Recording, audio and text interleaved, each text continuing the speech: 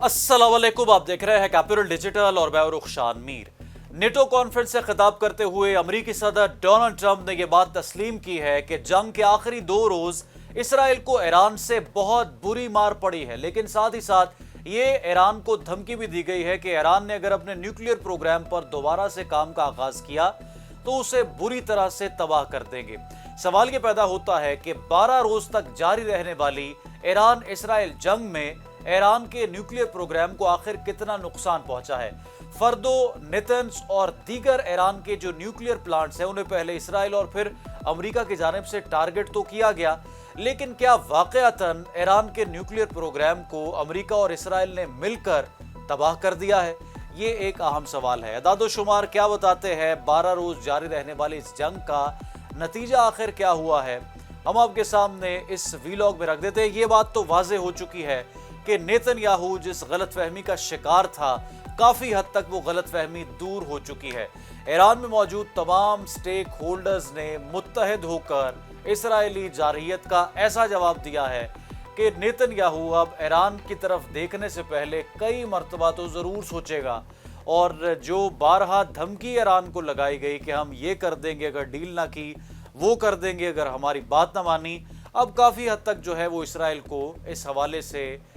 टकोर मिल चुकी है और वो जल्दी कोई ऐसा फैसला नहीं लेगा। मैं एक रिपोर्ट आपके सामने रख देता हूं 12 रोज तक जारी रहने वाली इस जंग के हवाले से। नाजरीन, 12 रोज तक जारी रहने वाली इस जंग के दौरान ईरान में फौजी अफसरान और जौहरी साइंसदानों समेत 400 से ज्यादा शहादतें हुई हैं। दूसरी जानिब इसराइल ने जो अदादोशुमार दुनिया के सामने रखे हैं उसके मुताबिक ईरानी हमलों के नतीजे में 2 दर्जन से जायद इसराइली हलाक हुए हैं। इस जंग के नतीजे में दोनों ममालिक को भारी माली नुकसान का सामना भी करना पड़ा है। एदाद-ओ-शुमार के मुताबिक अगर सिर्फ जंगी अखराजात का जायजा लिया जाए तो इसराइल का जंग में यौमिया खर्च 205 अरब रुपए था। इसराइल को मजमूई तौर पर 8.7 बिलियन डॉलर्स का नुकसान हुआ है, जबकि ईरान को पहुंचने वाले माली नुकसान का तखमीना भी अरबों डॉलर्स में लगाया गया है।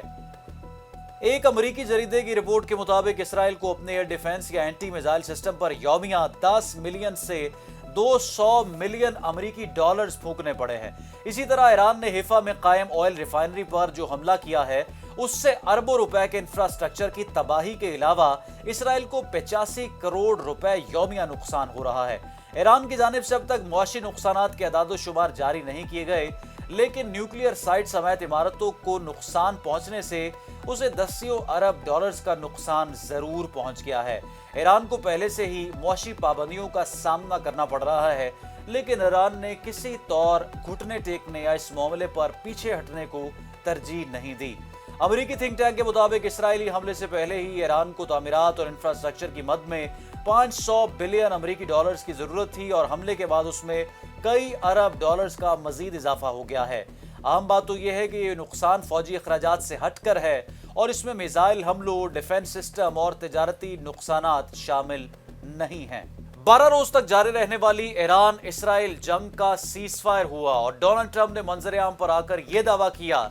कि ईरान का न्यूक्लियर प्रोग्राम मुकम्मल तौर पर तबाह हो चुका है और ईरान इस न्यूक्लियर प्रोग्राम को दोबारा से स्टेबल नहीं कर सकता। लेकिन ईरानी हुकाम ने अमेरिकी सदर के इस बयान की मुकम्मल तौर पर तरदीद कर दी है और कहा है कि जिन न्यूक्लियर साइट्स पर अमेरिका और इसराइल ने अटैक किया वहां से तमाम जो न्यूक्लियाई या कीमियाई मवाद था उसको पहले से ही दूसरी जगह पर मुंतकिल कर दिया गया था और इसराइल के ये तमाम बयानात अपनी अवाम या फिर दुनिया को ये तासुर देने के लिए है कि ईरान को न्यूक्लियर बुनियादों पर भारी नुकसान पहुंचाया गया है। ये बात दुरुस्त है कि न्यूक्लियर साइंटिस्ट को टारगेट किया गया, लेकिन न्यूक्लियर प्रोग्राम ईरानी हुक्काम के मुताबिक अभी तक महफूज है। द हेग में होने वाले नेटो सरबराही इजलास से खिताब करते हुए अमेरिकी सदर डोनाल्ड ट्रंप ने कहा है कि हमारे हमले के बाद इसराइल ने ईरान के फर्दो जौहरी साइट पर अपने एजेंट्स भेजे थे और उन एजेंट्स ने जौहरी साइट के मुकम्मल खात्मे की तस्दीक कर दी है और डोनाल्ड ट्रंप के इस बयान को एक इसराइली अखबार टाइम्स ऑफ इसराइल ने हूबहू शाया कर दिया है।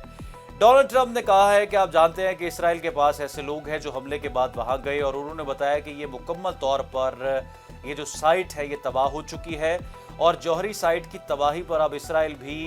रिपोर्ट कर रहा है और मैं समझता हूँ और मुझे बताया गया है कि जौहरी साइट मुकम्मल तौर पर तबाह हो गई है। अमरीकी वज़ीर दिफा पेट हेगस ने बताया है कि हमारे बम बिल्कुल वही गिरे जहां उन्हें गिरना चाहिए था और ये कामयाब मिशन रहा और फर्दों के नीचे सिर्फ और सिर्फ तबाही है। इससे पहले नेटो सरबराही कॉन्फ्रेंस में गुफ्तगू करते हुए ये डोनाल्ड ट्रंप ने कहा कि ईरान ने अगर यूरेनियम की अफजूदगी दोबारा शुरू की तो उस पर हमला कर देंगे, जबकि ईरानी मीडिया और ईरानी जो हुकाम है वो ये रिपोर्ट कर रहे हैं कि फर्दों में कोई यूरेनियम अफजूदगी का प्रोग्राम या इस तरह का कोई मवाद मौजूद ही नहीं था जिससे नुकसान पहुंचता और हमारा ये जो न्यूक्लियर प्रोग्राम है ये मुकम्मल तौर पर तबाही के दहाने तक पहुंच सकता। अलबत्ता ये बात दुनिया के सामने वाज़े हो चुकी है कि इतना आसान नहीं कि इसराइल की जो गुंडागर्दी है और इसराइल की इस तमाम तर रीजन में अपना तसल्लुत कायम करने के लिए जितनी नापाक कार्रवाइयाँ हैं वो ईरान को अपने अंडर इन्फ्लुएंस ला सके, बल्कि जिस बहादुरी का मुजाहरा